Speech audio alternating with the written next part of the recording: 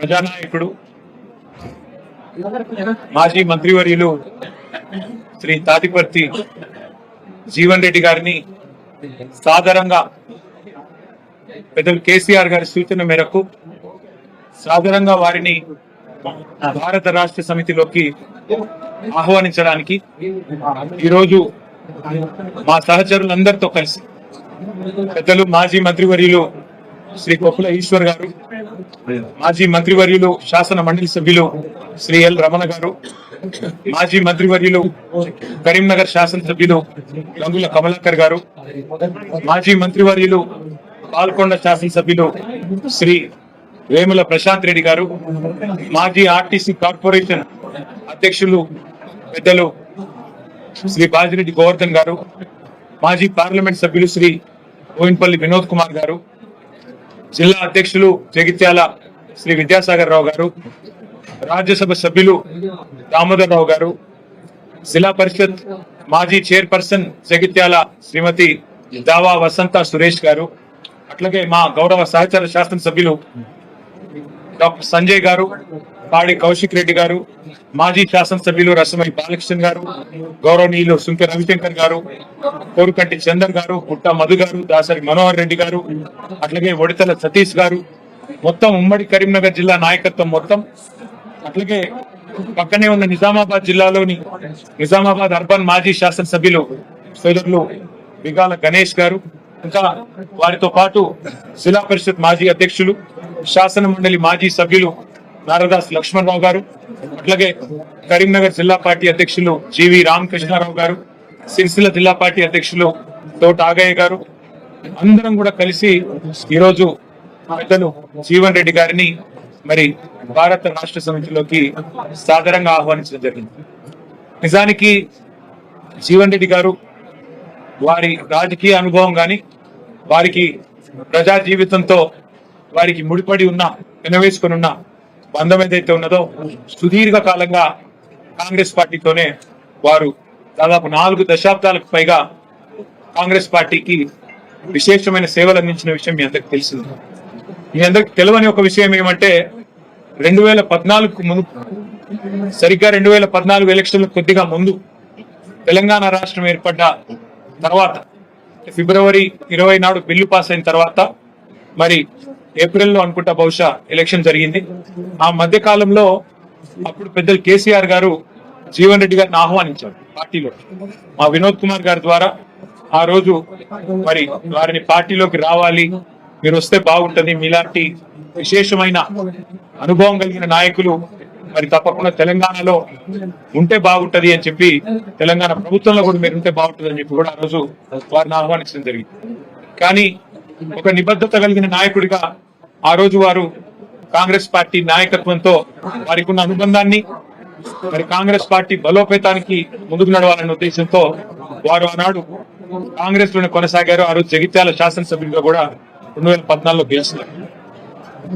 నాకు 2 సందర్భాలు గుర్తొస్తా ఉన్నాయి. జీవన్ రెడ్డి గారితో కేసీఆర్ గారికి ఉన్న పర్సనల్ రిలేషన్, అంటే వారికి ఇద్దరికి మధ్యన ఉన్న గౌరవభావం గాని ఇద్దరికి మధ్యన ఉన్న స్నేహం ఎట్లాంటిది అంటే, వారి బంధం ఈ రోజు కాదు, వారిద్దరికి దాదాపు 4 దశాబ్దాలకు పైగా పరిచయము, స్నేహము, గౌరవము, పరస్పర గౌరవము ఎప్పటి నుంచో. నాకు 2 సందర్భాలు నా కళ్ళ ముందు జరిగినాయి గుర్తొస్తా ఉన్నాయి. ఒకటి 2014లో కేసీఆర్ గారు జూన్ 2 నాడు ముఖ్యమంత్రిగా పదవీ బాధ్యతలు చేపట్టిన తర్వాత వారి మొట్టమొదటి అధికారిక పర్యటన జిల్లాలలో ఉమ్మడి కరీంనగర్ జిల్లాతోనే ప్రారంభమైంది. ఆ రోజు ఉమ్మడి కరీంనగర్ జిల్లాలో ఒక ఆడిటోరియంలో మీటింగ్ జరిగింది, కళాభారతిలోనే ఎక్కడో మీటింగ్ జరిగింది. వారు జిల్లా నుండి ప్రాతినిధ్యం వహిస్తున్న సీనియర్ నాయకుడు, ప్రతిపక్ష పార్టీకి సంబంధించిన శాసనసభ్యుడు. కానీ కేసీఆర్ గారు స్వయంగా ముందు జీవన్ రెడ్డి గారికి మైకునివ్వండి అని చెప్పి వారికి మైక్ అందిస్తే జీవన్ రెడ్డి గారు లేచి వారు స్ట్రైట్ గా అభినందనలు చెప్పి మరి పరస్పరం మరి ఒక్కసారి మీరు ఇప్పుడు గవర్నమెంట్ లో ఉన్నారు, మీకు అభినందనలు చెబుతూ జగిత్యాల ప్రజల తరఫున నేను ఒకటి మిమ్మల్ని అడగదలుచుకున్నా అని చెప్పి వారు చాలా చిన్న బోర్నపల్లి అనే గ్రామానికి సంబంధించి ఒక బ్రిడ్జ్ కావాలా, వెంటనే నాకు శాంక్షన్ కావాలని ఒక మాట చిన్నగా అడిగినా. మేమందరం చూస్తా ఉన్నాం, అప్పుడే మేము కొత్తగా మంత్రులైనా చూస్తా ఉన్నాం కేసీఆర్ గారు ఎట్లా స్పందిస్తారు, ఎట్లా రియాక్ట్ అవుతారు. సాధారణంగా దాటవేయొచ్చు, చెప్పొచ్చు, చూస్తాను అని చెప్పొచ్చు, పరిశీలిస్తాను అని చెప్పొచ్చు. కానీ జీవన్ రెడ్డి గారి మీద ఉన్న గౌరవం, వారి మీద ఉన్న ప్రేమ ఎట్లాంటిది అంటే క్షణంలోనే వెంటనే అక్కడే శాంక్షన్ చేసి 75 కోట్ల బ్రిడ్జ్ ని అక్కడికక్కడే కరీంనగర్ ఉమ్మడి జిల్లాలో ఇచ్చిన మొట్టమొదటి శాంక్షన్ కేసీఆర్ గారు ఆ రోజు జీవన్ రెడ్డి గారి కోరిక మేరకు, వారి విజ్ఞప్తి మేరకు ఇచ్చిన ఆ బ్రిడ్జ్. తర్వాత ఇంకో సందర్భం గుర్తొస్తా ఉంది నాకు. అసెంబ్లీలో జీవన్ రెడ్డి గారు ఎప్పుడు ప్రజా సమస్యల గురించి, ముఖ్యంగా రైతుల గురించి చాలా గట్టిగా మాట్లాడే నాయకుడు. ఈ జిల్లాలో, ముఖ్యంగా జగిత్యాల జిల్లాలో నిజాం షుగర్స్ అనేది ఒక చాలా ఇంపార్టెంట్ సబ్జెక్ట్ గా ఉండేది. విద్యాసాగర్ రావు గారు, జీవన్ రెడ్డి గారు ఇద్దరు కూడా కొట్లాడేవారు గట్టిగా, మాకు ఖచ్చితంగా దీన్ని తెరిపించాల్సిందే. కేసీఆర్ గారు కూడా ఖచ్చితంగా షుగర్ ఫ్యాక్టరీ తెరిపించాల్సిందే, అందులో భేదాభిప్రాయం లేదు, మేము కూడా మాటిచ్చున్నాము. కానీ పక్కనే ఉన్న మహారాష్ట్రలో, అప్పుడు పోచారం శ్రీనివాసరెడ్డి గారు వ్యవసాయ మంత్రి, పక్కనే ఉన్న మహారాష్ట్రలో సహకార వ్యవస్థలో, కోఆపరేటివ్ ఫార్మాట్ లో చాలా బ్రహ్మాండంగా నడుస్తా ఉన్నాయి అక్కడ షుగర్ మిల్లులు. మా టెస్కాప్ చైర్మన్ రవీంద్రరావు గారు కూడా ఇక్కడే ఉన్నారు, మాజీ అధ్యక్షులు. అట్లా కోఆపరేటివ్ వ్యవస్థను బలోపేతం చేస్తే బాగుంటుంది జీవన్ రెడ్డి గారు. ఒకవేళ మీరు కావాలనుకుంటే ప్రభుత్వం నుంచి 250-300 కోట్లు పెట్టడానికి కూడా మేము సిద్ధంగా ఉన్నాం. అవసరమైతే మీరే చైర్మన్ గా ఉండండి దానికి అని చెప్పి కూడా నిండు శాసనసభలో ముఖ్యమంత్రిగా కేసీఆర్ గారు అన్నాడు జీవన్ రెడ్డి గారికి ఓపెన్ గా, ఎలాంటి భేషజానికి పోకుండా ఒక ఆఫర్ కూడా ఇచ్చాం. ఇవాళ నేను మా జగిత్యాల జిల్లా నాయకత్వానికి కూడా హృదయపూర్వకంగా నేను ధన్యవాదాలు తెలియజేస్తాను. ఎందుకంటే ఇటు మా విద్యాసాగర్ రావు గారు జిల్లా పార్టీ ప్రెసిడెంట్ గారు కానీ, అట్లాగే ఎల్ రమణ గారు మాజీ మంత్రి గారు కానీ, మా చెల్లెలు మాజీ జిల్లా పరిషత్ చైర్పర్సన్ శ్రీమతి దావా వసంత గారు కానీ, వారందరూ కూడా జీవన్ రెడ్డి గారిని జగిత్యాలలో మనం ఆహ్వానించినట్టయితే, వారి ఇంటికి పోయి ఆహ్వానించినట్టయితే బాగుంటది అంటే, వారు ఒక క్షణం కూడా సంకోచించకుండా వారు చెప్పిన మాట ఏమంటే, నాకు అన్న, పార్టీ బలోపేతానికి, పార్టీ తిరిగి అధికారంలోకి రావడానికి, కేసీఆర్ గారు ముఖ్యమంత్రి కావడానికి తప్పకుండా మనందరం కృషి చేయాల్సిందే. అందులో భాగంగా జీవన్ రెడ్డి గారి చేరిక అనేది మనకు చాలా చాలా లాభం జరుగుతుంది. వారిని మీరు తప్పకుండా రండి, ఆహ్వానించండి, మేమందరం కూడా మీకు వెల్కమ్ చెప్తామని చెప్పి వాళ్ళు అన్ని సాధారణంగా ఏర్పాట్లు కూడా వారు చేశారు. వారికి కూడా నా అభినందనలు. వాళ్ళ రాష్ట్ర వ్యాప్తంగా ఉన్న రైతుల్లో ఒక ఆక్రోశం ఉంది, రాష్ట్ర వ్యాప్తంగా ఉన్న ప్రజల్లో, ప్రతి వర్గంలో ఇవాళ ఒక ఆక్రోశం వ్యక్తమవుతా ఉంది. ఈ ప్రభుత్వం రేవంత్ రెడ్డి గారి నాయకత్వంలో గత 2.5 సంవత్సరాలుగా మరి ఏ రకంగా తన పరిపాలనా వైఫల్యాలను కప్పిపుచ్చుకోవడానికి ఎప్పటికప్పుడు ఏదో ఒక డైవర్షన్ టాక్టిక్ ఉపయోగిస్తూ ఏదో కాలం నెట్టుకొస్తున్నారు తప్ప ఇంతవరకు మాకు ఒరిగిందేమీ లేదు అనే భావన బలంగా ప్రజల్లో ఉంది. ముఖ్యంగా రైతులు 3 సార్లు ఈ ప్రభుత్వం ఇప్పటికి రైతు బంధు ఎగ్గొట్టింది. ఒకసారి కాదు, 2 సార్లు కాదు, 3 సార్లు విజయవంతంగా రైతు బంధు ఎగ్గొట్టారు.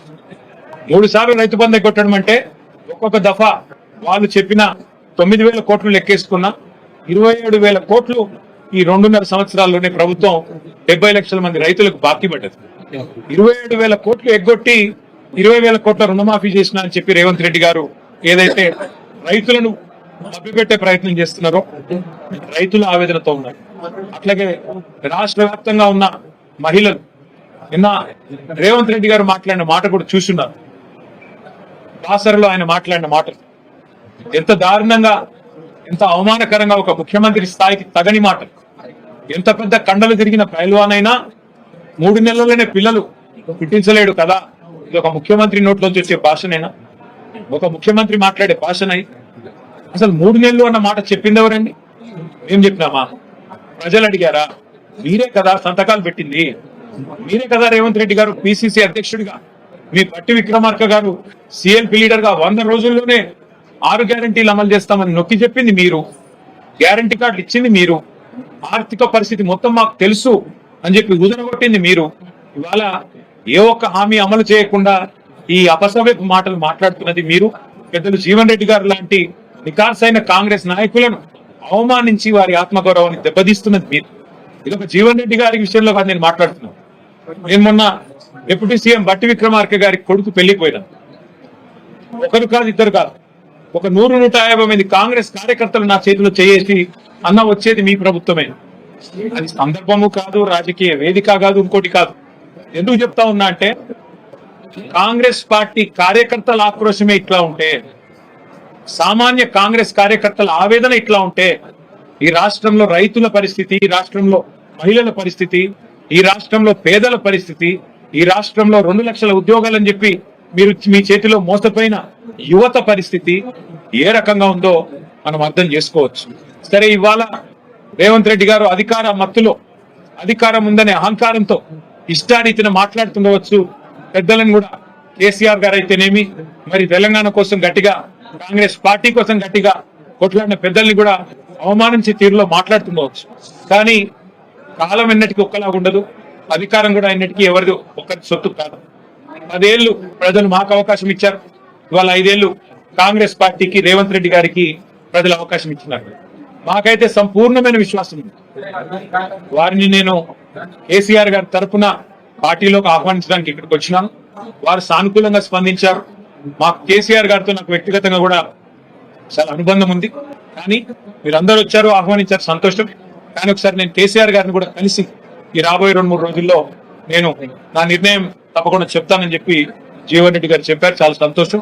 నేను వారిని కోరేది ఒకటే, ఈ రాష్ట్రంలో రైతులు, ఈ రాష్ట్రంలో పేదలు తిరిగి వారి మొహంలో చిరునవ్వు రావాలి అంటే కేసీఆర్ గారు ముఖ్యమంత్రి కావాల్సిందే. తిరిగి మళ్ళీ కేసీఆర్ గారు బాధ్యతలు చేపట్టాల్సిందే, తెలంగాణను పట్టాలు ఎక్కించాల్సిందే. అందుకే వారి సహకారాన్ని నేను కోరుతా ఉన్నాను. మా సహచరులందరం కూడా కలిసి వచ్చి వారిని ఇవాళ ఉమ్మడి కరీంనగర్ జిల్లా, అట్లాగే ఉమ్మడి నిజామాబాద్ జిల్లాకు సంబంధించిన ముఖ్య నాయకులందరం కూడా వచ్చి వారిని సాధారణంగా ఆహ్వానించాము.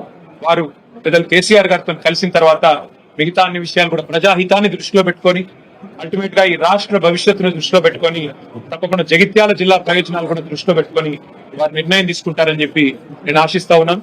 వారికి తప్పకుండా మా వైపు నుంచి ఆహ్వానం మాత్రమే కాదు, పార్టీలో కూడా సముచితమైన స్థానము, గౌరవము తప్పకుండా ప్రజల్లో వారికి ఉన్న గౌరవానికి, ప్రజల్లో వారికి ఉన్న గుర్తింపుకు తగ్గ విధంగా ఉంటుందని చెప్పి కూడా వారికి నేను విజ్ఞప్తి చేస్తూ, మరి ఈ రోజు వారు కూడా వారి సహచరులందరినీ పరిచయం చేశారు. చాలా ఓపికగా మమ్మల్ని రిసీవ్ చేసుకున్నందుకు పెద్దలు జీవన్ రెడ్డి గారు కూడా హృదయపూర్వకంగా మా అందరి పక్షాన వారికి ధన్యవాదాలు తెలియజేస్తూ వారు స్పందించాలని కోరుతున్నాను.